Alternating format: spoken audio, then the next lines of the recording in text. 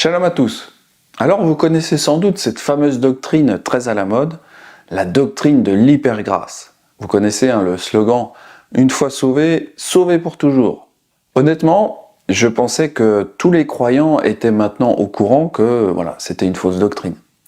Mais en réalité, elle continue d'être propagée encore aujourd'hui, notamment sur certaines plateformes comme TikTok. Pour vous expliquer rapidement quelle est cette doctrine, voici quelques exemples. De repentir de ses péchés pour être sauvé, la réponse est non. Se repentir de ses péchés, changer de vie, arrêter de pécher, ce sont des œuvres. Alors lui, carrément, il dit qu'avoir des œuvres conduit en enfer. C'est vraiment très grave. Un chrétien qui pêche peut-il aller en enfer? Et la réponse est non. Nous verrons dans cet enseignement que ce qu'il affirme est faux.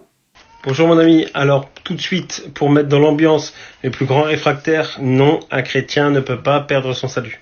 Voilà encore un exemple de la doctrine « Une fois sauvé, sauvé pour toujours ». Est-ce qu'un chrétien peut perdre son salut? La réponse est non. Comme vous le voyez, cette doctrine est très répandue sur les réseaux sociaux. Et donc, c'est une doctrine qui dit que le salut n'est obtenu que par le fait de croire et qu'on ne doit surtout rien faire, car sinon, nous perdons le salut. Commençons dès à présent cet enseignement. Nous allons voir plusieurs passages, car il est très important d'avoir une vue globale de ce qu'enseignent les Écritures. Il existe aujourd'hui deux types de croyances extrêmes concernant le salut. Ces deux croyances sont celles de l'hypergrâce et l'autre croyance est celle du salut par les œuvres. Pour faire simple, nous parlerons de l'hypergrâce et de l'hyperlégalisme. Alors dans l'hypergrâce, les œuvres sont interdites et dans le salut légaliste, les œuvres sont la seule chose qui sauve. Au 1er siècle, la doctrine de l'hyperlégalisme était très répandue. Acte 15 nous témoigne vraiment de cela.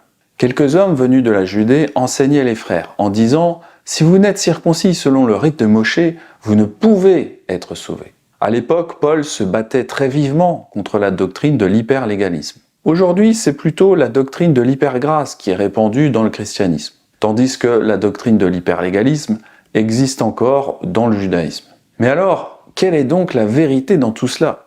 En réalité, les deux doctrines sont tellement extrêmes qu'elles sont toutes les deux fausses. Quand nous lisons les Écritures, nous pouvons avoir l'impression que la justification est difficile à comprendre. Je vais maintenant vous citer les deux versets qui sont les plus représentatifs de la confusion qui règne aujourd'hui au sujet du salut dans le corps de Yeshua. Commençons par écouter ce que dit l'apôtre Paul. « Car nous pensons que l'homme est justifié par la foi sans les œuvres de la loi. » Écoutons maintenant l'apôtre Jacques, Yaakov. « Vous voyez que l'homme est justifié par les œuvres et non par la foi seulement. » Donc voilà, dans ces deux versets qui sont a priori contradictoires, Shaoul et Yaakov, donc Paul et Jacques, eh bien, ils semblent dire deux choses complètement contradictoires. Jacques et Paul parlent tous deux de la justification. Jacques, quant à lui, dit qu'on est justifié par les œuvres, et Paul dit qu'on est justifié par la foi sans les œuvres. Mais alors, lequel des deux a raison? Eh bien, ils ont tous les deux raison. Les deux versets sortis de leur contexte font croire que Paul et Jacques étaient en désaccord. Mais en réalité, pas du tout. Si on replace ces versets dans leur contexte, alors nous verrons qu'ils sont parfaitement d'accord. Paul expliquait que le salut vient dans un premier temps par la foi, et puis seulement après par les œuvres. Dans Romains 4, Paul donne l'exemple d'Abraham. Abraham qui a d'abord été sauvé par sa foi, Abraham qui a été sauvé avant même qu'il ne soit circoncis. Et à travers cela, Shaoul, il veut nous prouver que les œuvres, ça ne sauve pas. Par contre, Paul explique que les œuvres d'Abraham, c'est-à-dire quand il s'est circoncis, eh bien, tout ça c'était la démonstration de sa foi. Donc, finalement, Paul et Jacques sont d'accord. Jacques explique que sans les œuvres, il n'y a point de salut. Mes frères, que sert-il à quelqu'un de dire qu'il a la foi? S'il n'a pas les œuvres, cette foi peut-elle le sauver? Jacques nous explique que la foi sans les œuvres ne peut pas nous sauver. C'est comme si Jacques disait que si Abraham avait décidé de ne pas se faire circoncire, alors il aurait démontré par là que sa foi était morte. Et donc, si sa foi n'existait pas, eh bien alors son salut non plus n'existait pas. Comme le corps sans âme est mort, De même, la foi sans les œuvres est morte. Tout cela démontre que les deux doctrines de l'hypergrâce et celle de l'hyperlégalisme sont toutes les deux fausses. En réalité, il faut à la fois la grâce et à la fois l'obéissance dans les œuvres. En effet, une foi qui est morte n'est pas suffisante pour nous donner accès au salut. Mes frères, que sert-il à quelqu'un de dire qu'il a la foi s'il n'a pas les œuvres? Cette foi peut-elle le sauver? La question de Jacques ici est rhétorique. Cette foi peut-elle le sauver? La réponse est non. Une foi sans les œuvres n'est pas vivante. Donc le salut, c'est un faux salut. Pour beaucoup de chrétiens aujourd'hui, les œuvres nous font perdre notre salut. D'autre part, beaucoup de chrétiens pensent que le salut est terminé au moment où l'on met notre foi en Yeshua. Ils ne comprennent pas que le salut, c'est un processus de persévérance, comme nous le rappelle notre Maître et Sauveur Yeshua. Mais celui qui persévérera jusqu'à la fin sera sauvé. Si le salut était une simple question de foi, alors nous n'aurions pas besoin d'avoir de la persévérance. Le salut n'est donc pas acquis définitivement. Le salut selon Yeshua ou selon les apôtres, c'est un processus qui a un début et une fin. L'apôtre Paul nous dit qu'il faut travailler à notre salut. Ainsi, mes bien-aimés, comme vous avez toujours obéi, travaillez à votre salut avec crainte et tremblement. Paul nous demande également d'achever notre sanctification. Ayant donc de telles promesses, bien-aimés, purifions-nous de toute souillure de la chair et de l'esprit en achevant notre sanctification dans la crainte d'Élohim. Si le salut ne dépendait que de la grâce, alors pourquoi Paul demande qu'on travaille à notre salut? Paul ne dit pas de gagner notre salut par l'obéissance. Quand il dit « travailler à votre salut », il ne parle pas de la justification, mais de la sanctification. La foi doit précéder les œuvres, comme dans le cas d'Abraham. Mais les œuvres doivent suivre la foi. Paul insistera encore sur la sanctification. Il dit qu'elle est importante pour voir Elohim. Recherchez la paix avec tous et la sanctification, sans laquelle personne ne verra le Seigneur. Yeshua lui-même dira que pour avoir la vie éternelle, donc le salut, nous devons obéir à ses commandements. Et voici un homme s'approcha et dit à Yeshua, « Maître, que dois-je faire de bon pour avoir la vie éternelle ?» Il lui répondit, « Pourquoi m'interroges-tu sur ce qui est bon? Un seul est le bon. Si tu veux entrer dans la vie, observe les commandements. » Yeshua n'est pas en train de dire que la vie éternelle dépend uniquement des œuvres. Il dit juste que si on ne le fait pas, alors on ne vivra pas dans le royaume. Car le royaume des cieux possède des lois que nous devons respecter. Si vous voulez vivre dans n'importe quel pays dans le monde aujourd'hui, vous devez vous soumettre aux lois en vigueur. C'est pareil pour le royaume de Yeshua. L'apôtre Pierre nous dira aussi qu'il faut également se sanctifier après l'étape de la connaissance de Yeshua. Il dit que si nous avons été justifiés dans le Messie, alors nous ne devons pas retourner dans nos péchés. En effet, si après s'être retirés des souillures du monde par la connaissance de l'Adon et Sauveur Yeshua HaMashiach, ils s'y engagent de nouveau et sont vaincus. Leur dernière condition est pire que la première. Car mieux valait pour eux n'avoir pas connu la voie de la justice que de se détourner après l'avoir connu du saint commandement qui leur avait été donné. Il leur est arrivé ce que dit un proverbe vrai. Le chien est retourné à ce qu'il avait vomi, et la truie lavée s'est vautrée dans le bourbier. Pierre démontre ici que la doctrine « une fois sauvé, sauvé pour toujours », tout ça s'effondre. En effet, Pierre parle de croyants qui changent d'avis après avoir été graciés par Yeshua. Ça veut dire quoi? Ça veut dire qu'on peut vraiment perdre notre salut. Paul insistera aussi beaucoup sur le fait de ne pas rebâtir les choses que nous avons détruites.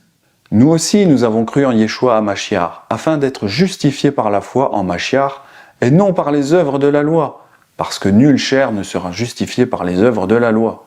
Si on lit ce verset sorti de son contexte, on peut se dire « Ah tu vois, la doctrine de l'hypergrâce est biblique ». Mais si on lit la suite, on comprend que ce n'est pas suffisant d'avoir la foi. Et oui, parce qu'il y a un « mais » au verset 17. « Mais, tandis que nous cherchons à être justifiés par Mashiach, si nous étions aussi nous-mêmes trouvés pécheurs, Mashiach serait-il un ministre du péché?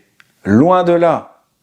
Car si je rebâtis les choses que j'ai détruites, je me constitue moi-même un transgresseur. » Paul explique par là que nous ne devons plus pécher volontairement après notre justification en Yeshua. car il ne restera plus de sacrifice pour les péchés. Car si nous péchons volontairement, après avoir reçu la connaissance de la vérité, c'est-à-dire Yeshua, il ne reste plus de sacrifice pour les péchés, mais une attente terrible du jugement et l'ardeur d'un feu qui dévorera les rebelles. Nous voyons clairement dans ce passage que la doctrine, une fois sauvée, sauvée pour toujours, s'effondre à nouveau. Paul explique que si nous péchons volontairement, ce n'est pas le salut qui nous attend, mais le feu qui va dévorer les rebelles. Paul parle des péchés volontaires. Évidemment, si nous péchons involontairement, alors cela ne nous fait pas perdre notre salut. Paul parle de ceux qui pêchent volontairement et explique que c'est comme s'ils foulaient aux pieds Yeshua. Celui qui a violé la loi de Moshe meurt sans miséricorde, sur la déposition de 2 ou de 3 témoins. De quel pire châtiment pensez-vous que sera jugé digne celui qui aura foulé aux pieds le Fils d'Élohim, qui aura tenu pour profane le sang de l'alliance par lequel il a été sanctifié, et qui aura outragé l'Esprit de grâce? Paul explique que celui qui péchera volontairement sera châtié avec un jugement pire que celui de la mort. Ces versets devraient nous mettre dans une grande crainte. L'apôtre Pierre insiste aussi sur ceux qui pêchent volontairement. Et si le juste se sauve avec peine, que deviendront l'impie et le pécheur? Paul parlera à nouveau de ceux qui retournent dans leur péché. Car vous avez besoin de persévérance, afin qu'après avoir accompli la volonté d'Élohim, vous obteniez ce qui vous est promis. Donc ce qui vous est promis, il veut parler du salut. Encore un peu de temps, celui qui doit venir viendra, et il ne tardera pas. Et le juste vivra par la foi. Mais s'il revient en arrière, je ne prends pas plaisir en lui. Nous ne sommes pas de ceux qui se retirent pour se perdre, mais de ceux qui ont la foi pour sauver leur âme. Nous voyons dans ce passage que ceux qui se retirent pour se perdre ne sauveront pas leur âme. Donc, effectivement, d'après tous ces passages que nous avons vus, nous voyons qu'un croyant peut effectivement perdre son salut s'il ne persévère pas dans l'obéissance au commandement. Mais celui qui persévérera jusqu'à la fin sera sauvé. Paul insiste pour dire que celui qui continue de pécher ne sera pas sauvé. Ne savez-vous pas que les injustes n'hériteront point le royaume d'Élohim? Ne vous abusez point, ni les impurs, ni les idolâtres, ni les adultères, ni les efféminés, ni les abominables, ni les larrons, ni les avares, ni les ivrognes, ni les médisants, ni les ravisseurs n'hériteront point le royaume d'Élohim. Yeshua nous demande d'être parfaits, comme le Père. Soyez donc parfaits, comme votre Père qui est dans les cieux est parfait. Paul nous avertit une nouvelle fois. Il dit « Je vous préviens ». L'envie, les meurtres, les excès de vin et de table et autres choses semblables. Je vous préviens, comme je vous en ai déjà prévenu, que tous ceux qui commettent de telles choses n'hériteront pas le royaume d'Élohim. Paul nous prévient que nous pouvons perdre notre salut, à savoir d'hériter le royaume des cieux. Paul nous répète inlassablement de ne plus pécher, de ne plus vivre selon la chair, car sinon, la mort nous attend. Si vous vivez selon la chair, vous mourrez. Mais si par l'esprit vous faites mourir les actions du corps, vous vivrez. Donc attention, je vous mets en garde aussi comme tous les apôtres l'ont fait. Attention à cette doctrine, une fois sauvé, sauvé pour toujours. Selon ce que nous avons lu dans les Écritures, nous voyons que cela est faux, et archi faux. Donc voilà pour finir un verset de Paul qui dit que le salut, c'est la sanctification et la foi. Pour nous, frères bien-aimés de Yahweh, nous devons, à votre sujet, rendre continuellement grâce à Elohim, parce qu'Elohim vous a choisi dès le commencement pour le salut, par l'action sanctifiante de l'Esprit et la foi en la vérité. Donc voilà encore une fois, pour enfoncer le clou, c'est la sanctification et la foi, les deux, mon général. L'action sanctifiante de l'Esprit, c'est ce que prophétisait Ézéchiel. Je mettrai mon esprit en vous, et je ferai en sorte que vous suiviez mes ordonnances, et que vous observiez et pratiquiez mes lois. Le salut, dans l'Alliance renouvelée, c'est pas une foi intellectuelle. C'est une foi vivante, une démarche active et pratique. On a vraiment des choses à faire. Donc pour conclure, nous devrions suivre ce que disent les Écritures. La justification par la foi, en la vérité, et la sanctification en écoutant le Saint-Esprit. Le salut par les œuvres seules, cela ne fonctionne pas. Et le salut par la grâce, avec une foi sans les œuvres, cela ne fonctionne pas non plus. Donc l'hypergrâce et l'hyperlégalisme, vous pouvez mettre tout cela à la poubelle. Ce sont finalement des extrêmes, mais nous devons marcher dans l'équilibre, dans la combinaison entre la grâce et les œuvres. Et n'oublions pas pour finir la troisième étape du salut, la résurrection. Finalement, nous vivons dans la promesse du salut, la promesse de la vie éternelle. Mais la vie éternelle ne sera effective qu'avec un corps nouveau. Car si nous croyons que Yeshua est mort et qu'il est ressuscité, croyons aussi qu'Élohim ramènera par Yeshua et avec lui ceux qui sont morts. Donc mes chers frères et sœurs, travaillez à votre salut et à votre sanctification, sans lesquels personne ne verra Élohim.